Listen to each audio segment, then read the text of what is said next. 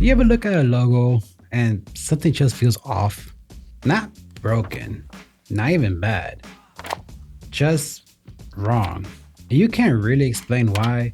That feeling has a reason. And once you understand it, you never design the same way again. A lot of designers, including myself, we're taught to follow rules: grid, alignment, color theory. And we follow these rules and we do everything right. But sometimes the logo just feels a little off. That's because design isn't about being right, but it's about being perceived correctly. We get there. There's this gap, you see, between something that's technically right and something that just feels right. And that gap right here is exactly what we're going to be breaking down today. So I'm going to take 3 logos that we already know and break them down and show you what's really happening beneath the surface. And I'm going to break them, not dramatically, just enough to prove a point. I take the YouTube logo, for example. It looks center, right? But if you actually take this and you center it mathematically, you can see that the triangle in the middle is actually off center just about a little bit. And the reason that is because a triangle, right? Oops, let's pick another color that you can actually see. It goes black. So a triangle, not white either. No. Let's pick black. That's because the triangle, right? It has 3 sides. So it looks for our eyes that this side has more weight than this side, which is true.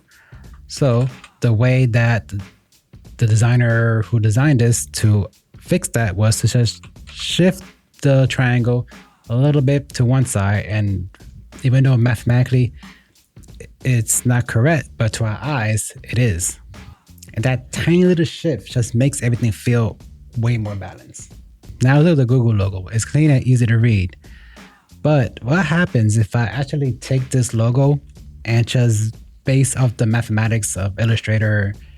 What would happen if it's just I don't know, take these 3 letters here and I want to say, let's distribute this evenly. Let's take these 3 over here. Let's balance them out how they're supposed to be.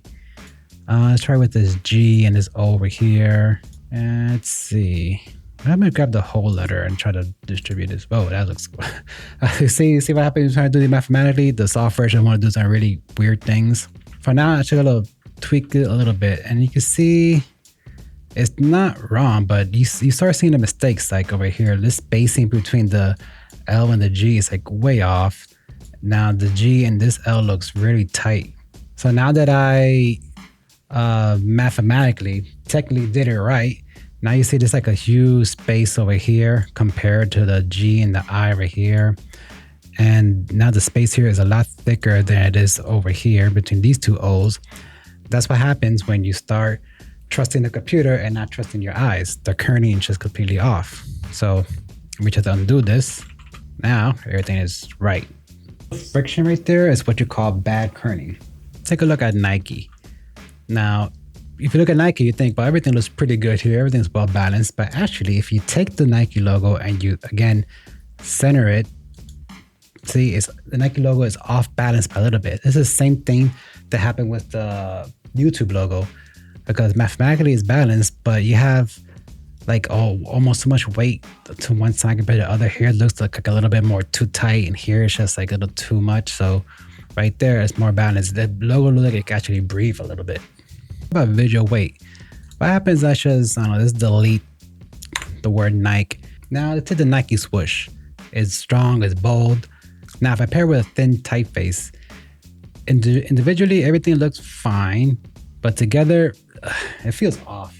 It starts feeling like one logo and it starts to feel like 2 separate things. All right, first is visual weight. Every element in a logo has weight, not physical weight, just perceived weight. Bold shapes feel heavier, dark colors feel heavier, complex forms feel heavier. So, and your job as a logo designer is not to make everything feels equal, but everything feel balanced. And there's a difference.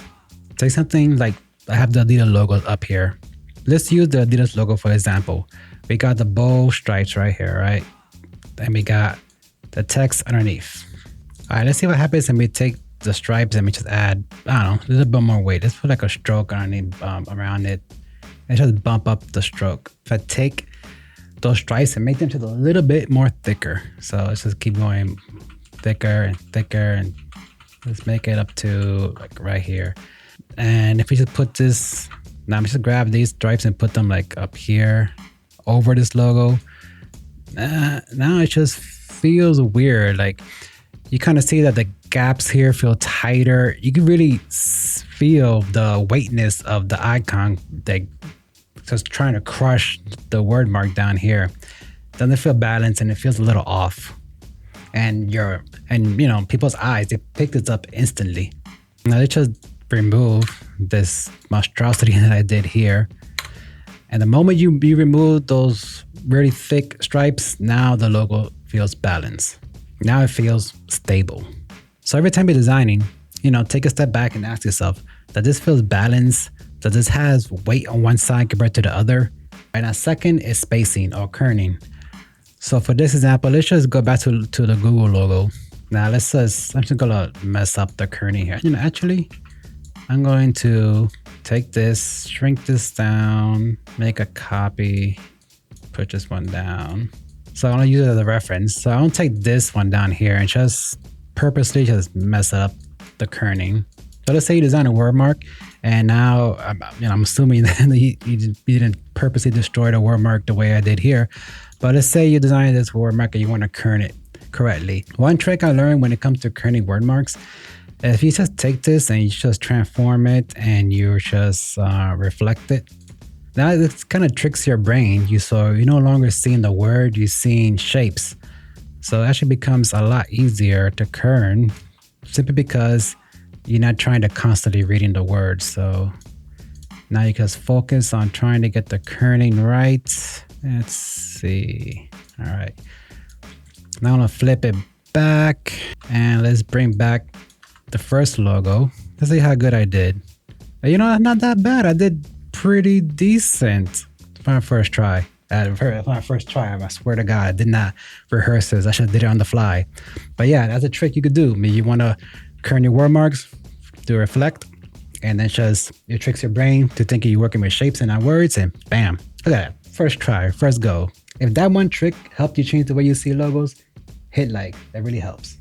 And I'm curious, have you ever sent out a logo to a client, even though you feel like something was missing and something was wrong? Let me know in the comments below. I know I've done that before.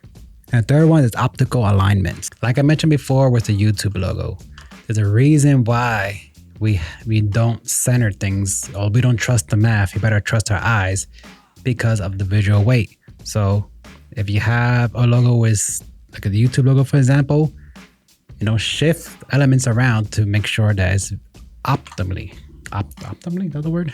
Optimally aligned and not mathematical aligned. Don't just trust the software. You don't trust your eyes.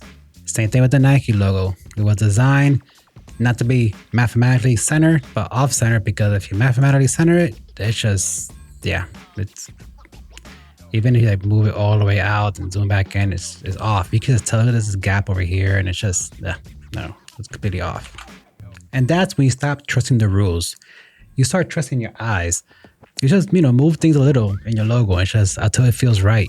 And that's not guessing. You're just training your eyes. So this part right here, when it comes to optical alignment, it trips up a lot of designers. Like it took me a while for me to figure this one out.